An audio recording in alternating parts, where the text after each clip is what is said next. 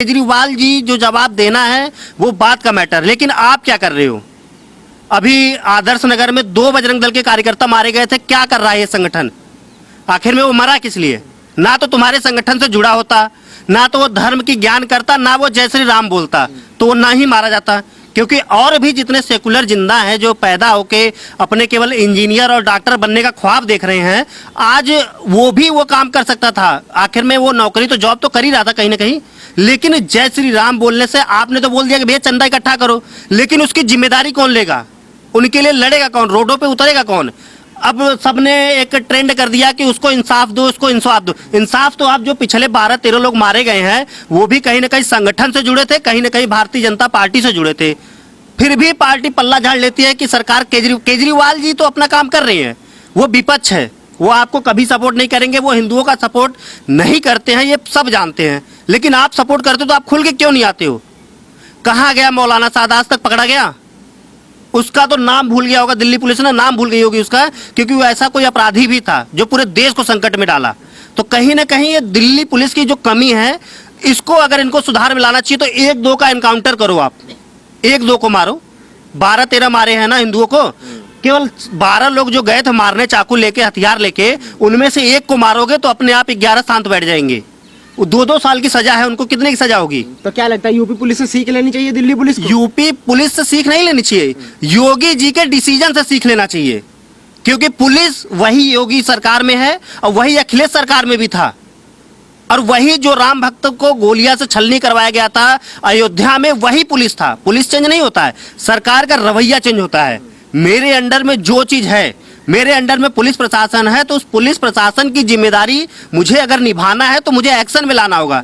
ये पल्ला नहीं झाड़ना है कि भैया मेरी सरकार नहीं है, मैं कुछ नहीं कर सकता। केजरीवाल जी के ऊपर ठेकरा नहीं फोड़ना है। वो जो कर रहे हैं केजरीवाल, वो अपना काम कर रहे हैं। उन्होंने खुलेआम बोल दिया है कि मैं मस्जिदों में 44,000 रुपए देता हूं, तो वो उनके साथ खड़े हैं। लेकिन वो अगर मंदिरों में नहीं देते तो हमारे साथ नहीं है, और हमारे साथ अगर आप हो तो आप हमारे लिए लड़ो, हमारे लिए आगे आओ।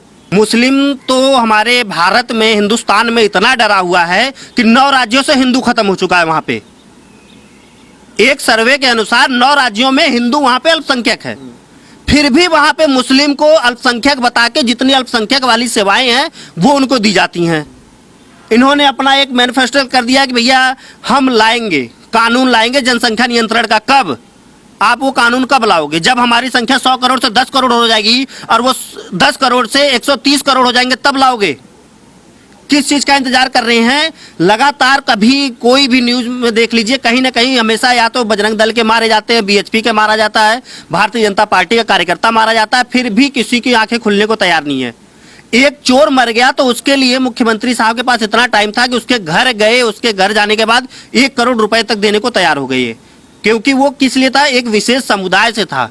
तो जो इंसान, हमने एकदम ठान लिया है कि जो इंसान हमारे लिए कर ही नहीं रहा है, हम उसके बारे में सोचे क्यों, उसकी बुराई करें क्यों? क्योंकि हमें मालूम है कि वो तो करेगा ही नहीं। लेकिन जिससे हमें अपेक्षा है, जो हमारे लिए कर सकता है, वो भी अगर ना करे तो फिर हम आपके ऊपर विश्वास कैसे करें? फिर हमें भी भैया अपने काम से काम मतलब रखने दो। हमें क्या जरूरत है फिर जाके लोगों को जागरूक करें? भैया आपका धर्म हिंदू है, आप सोचो। अगर हम ये कर रहे हैं, अपने समाज को, अपने धर्म की रक्षा कर रहे हैं, तो आपको हमारी रक्षा करनी पड़ेगी। ये जो मुद्दा है, सबसे बड़ी मुद्दा, वो मरने वाला मर गया, उसका क्या करेंगे? 3 दिन 4 दिन ट्रेंडिंग में रखेंगे, फेसबुक पे लिखेंगे, फिर उसके बाद अगले साल बरसी मनाएंगे, यही करेंगे और कुछ नहीं कर सकते। लेकिन उसको अगर रोकना है तो कहीं ना कहीं इनको 1-2 को ठोको। 1-2 का जब तक एनकाउंटर नहीं करेंगे तब तक इनके होने वाला कुछ नहीं है। हर घरों से चाकू निकल जाएगा, हर घरों में तलवार निकल जाएगा। आप एक बार खोल के बोल दो ना कि भाई जितने भी हिंदू हैं, हम सारे बंदों की रक्षा नहीं कर सकते, अपने घरों में भी वो तलवार रखें। अगर ये परमिशन आप दे दोगे तो शायद वो जो घर में उसके घुस के मारे, उसके घर से घसीट के लेके आए, अगर उनके घर में तलवार होता उस टाइम पे तो अपनी जान बचा सकते थे। वो 12 लोग बहुत भारी नहीं थे उन पे, अगर उनके पास भी तलवार होता तो। अच्छा, रिंकू की माँ का कहना है कि उसने जय श्री राम बोला था इसलिए मार दिया। सवाल ये भी उठता है कि अगर जय श्री राम हिंदुस्तान में नहीं बोला जाएगा तो क्या पाकिस्तान में बोला जाएगा? देखिए, उनकी माँ का मैं बयान सुबह सुन रहा था, मैं सुनते सुनते मेरे भी आंख में आंसू आ गया कि सोचो कि जिस लड़के को चाकू लगा था, वो लड़का मरते मरते भी अपना कह रहा था कि देखो माँ मैं आ गया, जय श्री राम। वो सुनने के बाद मेरे भी आंख में आंसू आ गया कि ये स्थिति हमारे दिल्ली की है, यह स्थिति हमारे भारत की है कि जय श्री राम बोलना कितना महंगा। एक कार्टून बना देते हैं लोग किसी धर्म के ऊपर, तो फिर उसको जिंदा गाड़ दिया जाता है, मार दिया जाता है, 2-4 करोड़ का इनाम रख दिया जाता है उसको मारने के लिए। लेकिन एक बंदे को सरेआम खुल के घर में घुस के जाके मार दिए। क्या वहां पे उस गली में पड़ोसी नहीं थे उसके? गाली गलौज हो रहा था, खींचातानी हो रहा था, दौड़ा के मार रहे थे, क्या वहां पे कोई हिंदू नहीं था?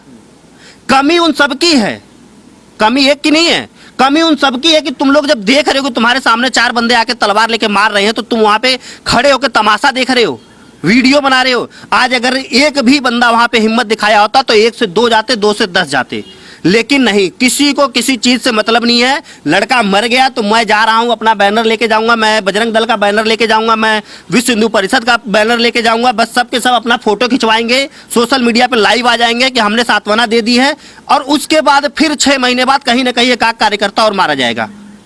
उसका इनका कोई डिसीजन, कोई हल नहीं है, कोई संविधान नहीं है। बजरंग दल का कार्यकर्ता आदर्श नगर में जब मारा गया, अगर उस समय ये लोग एक्शन में आए होते तो आज ये दूसरा नहीं मारा जाता।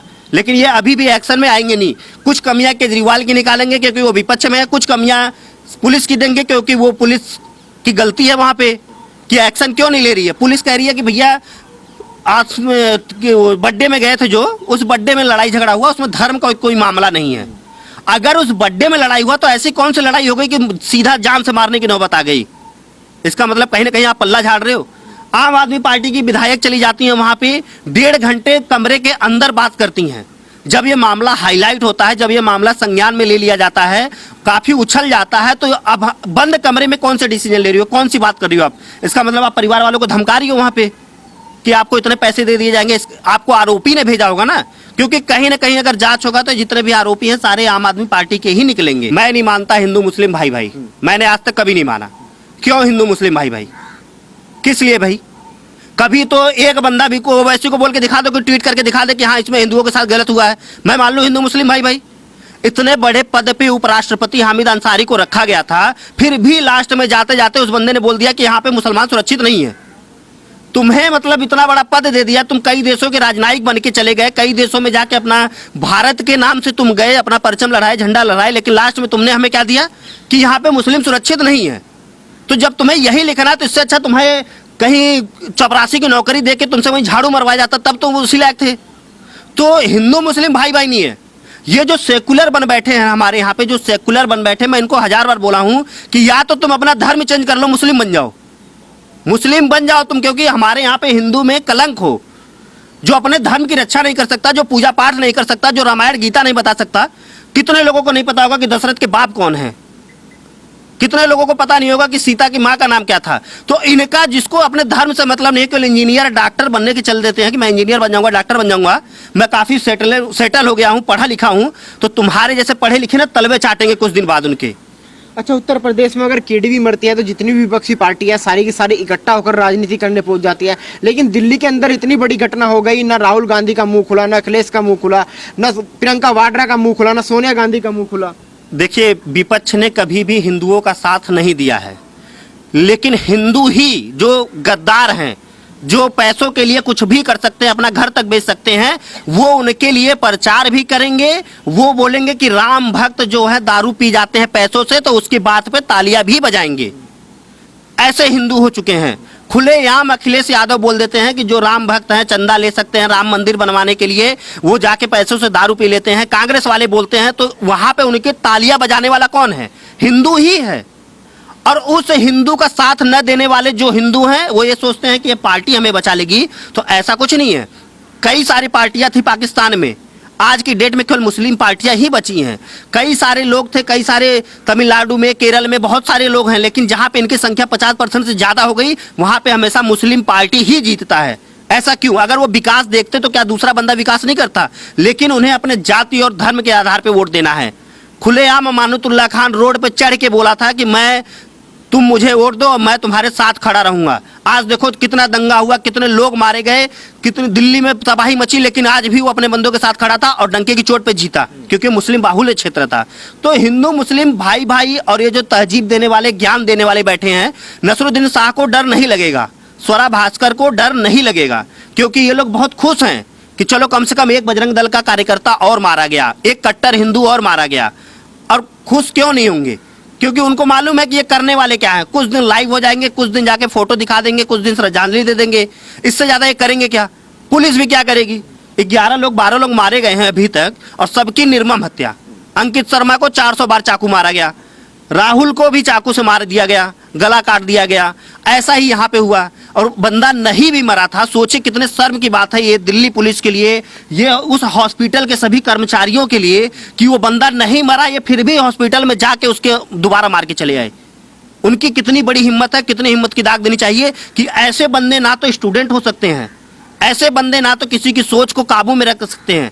ये एक आतंकवादी, एक जिहादी मानसिकता वाले ही कर सकते हैं, जो इनको पढ़ाया जाता है कि तुम्हारे मुस्लिम धर्म के अलावा सारे तुम्हारे लिए काफिर हैं। तो जो काफिर वाली बात है वो उनको दिमाग में बैठा रहता है, किसी न किसी तरह मारना है। लेकिन जिस तरीके से पीठ में खंजर घोंपा गया, ये लोग क्या दिखाना चाहते थे? खंजर इन लोगों का शुरू से ही है कि जितने भी मीट की दुकानें देख लो या गले काटने वाले काम देख लो, सब पे वही बैठे हैं। हैबिट इनकी बनी हुई है।